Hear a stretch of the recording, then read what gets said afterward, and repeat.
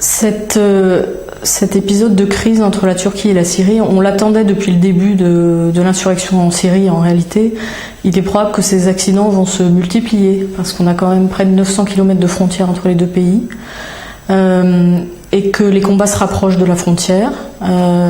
Et donc, les Turcs sont très vulnérables finalement sur leur flanc sud. À l'est, on a des Kurdes et à l'ouest, on a des réfugiés. Je parle du côté turc de la frontière. Donc, c'est vraiment un lieu de pénétration de la crise syrienne en Turquie qui risque de déstabiliser beaucoup le pays sur le plan interne. C'était très important, après cet épisode, donc ces bombardements syriens, que Erdogan réagisse très fort pour montrer à son opinion publique qu'il contrôle la situation.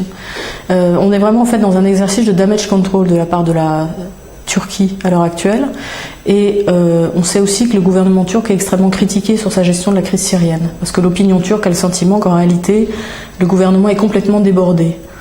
Effectivement, le gouvernement turc n'a pas de solution, lui, à proposer seul pour la crise syrienne. Donc en fait, depuis le début, disons depuis qu'on sait que cette crise risque de durer et que la situation ne va pas évoluer très rapidement en faveur d'un côté ou de l'autre en Syrie, les Turcs cherchent en réalité à multilatéraliser la crise. Donc finalement, dès qu'il y a un incident sérieux, on s'adresse, alors soit on organise le groupe des amis de la Syrie, qui comporte quand même, je crois, plus de 120 pays, qui est donc pratiquement l'ensemble de la communauté internationale. On va à l'ONU quand on a un incident, ou alors on en appelle à l'OTAN, ce qui s'est passé à nouveau après cet incident. Parce qu'en réalité, les Turcs ne veulent pas se retrouver impliqués dans cette crise de façon bilatérale. Ils ne veulent pas qu'on revienne au temps de l'inimitié turco-syrienne, sachant qu'en réalité, du point de vue sur le plan strictement militaire, on ne sait pas très bien comment ça se passerait sur le terrain en Syrie.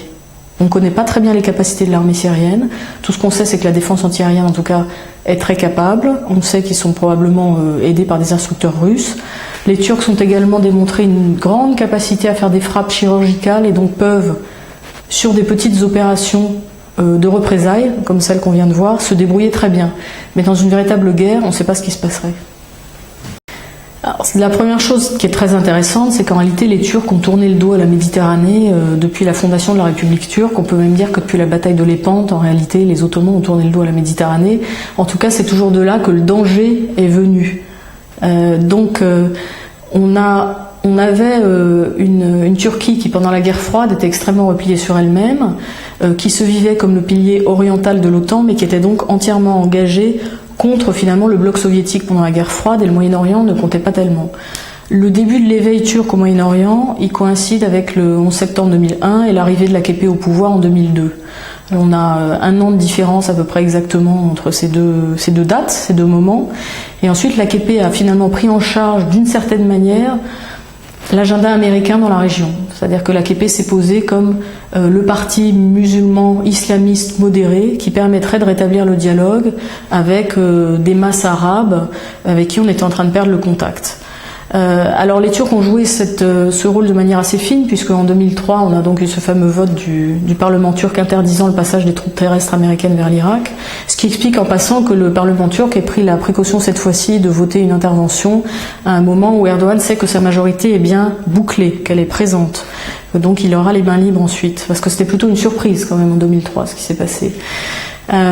Donc les Turcs sont revenus ensuite progressivement dans la région, mais en se présentant comme un soft power, ça a beaucoup été dit, c'est-à-dire comme d'abord un pays qui est une puissance économique, qui abolit les frontières dans la région, qui donc organise signe des traités de libre-échange et de libre circulation. On n'a plus besoin de visa, pratiquement d'aucun pays arabe quand on veut se rendre en Turquie.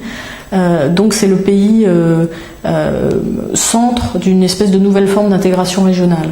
Ensuite, il y a aussi une influence culturelle de la Turquie comme un peu le phare de la modernité, et ce pays musulman qui a réussi cette transition et ce mix entre la modernité plus ou moins occidentale et la tradition musulmane en l'occurrence. Bon. Donc tout ça, ça génère une espèce de fascination pour la Turquie, et ce qui se passe après les printemps arabes, c'est que on s'aperçoit qu'en réalité les Turcs étaient engagés dans des relations avec les pays arabes de la région, surtout au Moyen-Orient et moins au Maghreb. Le Maghreb les intéressait moins. Ils étaient engagés dans des relations assez fortes avec les régimes. Ils n'étaient pas du tout préoccupés de démocratisation. Ils ont été surpris comme tout le monde par ce qui s'est passé. Ils savaient pas très bien ce qui se passait en Tunisie, pas plus que les autres, mais en plus ils n'avaient pratiquement aucun lien. Donc le pays où a commencé la révolution de Jasmin, s'est passé à côté de leur écran radar. Bon, l'Égypte c'est une autre question. Là, les Turcs ont réagi assez rapidement, puisqu'Erdogan se vante d'être le premier leader qui a suggéré à Moubarak de partir. Donc les Turcs ensuite considéraient que finalement les printemps arabes c'était une opportunité politique pour monter d'un cran en termes de puissance diplomatique dans la région, toujours sur le mode de soft power. Et c'est là qu'on a l'idée du modèle turc, qui est une façon de réagir politiquement sans s'engager militairement, par exemple. On voit à quel point les Turcs ont traîné les pieds pour se joindre à la Coalition of the Willing en Libye. Ça a été extrêmement compliqué de les convaincre d'aller en Libye. En revanche, le modèle, c'est pour eux une très bonne façon d'avancer politiquement dans la région, vraiment sur le mode du soft power, c'est-à-dire qu'on offre un savoir-faire. Et il se trouve qu'en plus, dans la région, on a des partis frères, ou plus ou moins partis frères, qui sont tous les partis de la mouvance des frères musulmans, avec qui on a gardé des liens organiques, qu'on peut inviter en Turquie, avec qui on peut faire de l'ingénierie sur les élections, ou des ateliers sur les constitutions, sachant que la Turquie est toujours dans cette éternelle attente d'une réforme constitutionnelle, et que les Arabes, eux, sont dans une période constitutionnelle, enfin un certain nombre de pays arabes de la région. Et donc voilà, on est arrivé à cette espèce d'image assez complète finalement du soft power turc, mais en même temps aujourd'hui c'est précisément la limite de l'influence turque dans la région. C'est que les pays n'ont pas fini leur transition politique, elles sont parfois encore très chaotiques, elles sont parfois très violentes, on le voit très bien avec la crise syrienne qui va avoir des effets très probablement désastreux sur le plan régional, sur tous les pays voisins. Et finalement, du point de vue économique, c'est une très mauvaise opération pour les Turcs pour le moment, puisqu'on ne peut plus travailler avec la Syrie, les relations avec l'Irak se dégradent aussi pour d'autres raisons. Sur le plan culturel, on a un retour du nationalisme arabe et donc de la fierté arabe qui entrera à un moment ou à un autre malgré tout en concurrence avec la Turquie. La Turquie va devenir un modèle un peu plus éloigné. Et puis cet idéal type de la démocratie musulmane qui est offert par l'AKP, finalement, un certain nombre de pays se demandent pourquoi est-ce que la Turquie devrait être l'unique modèle. Pourquoi est-ce qu'effectivement, c'est pas l'Allemagne qui serait le modèle démocratique pour l'Égypte de demain ou toute autre démocratie libérale, si c'est effectivement la démocratie qui est la question.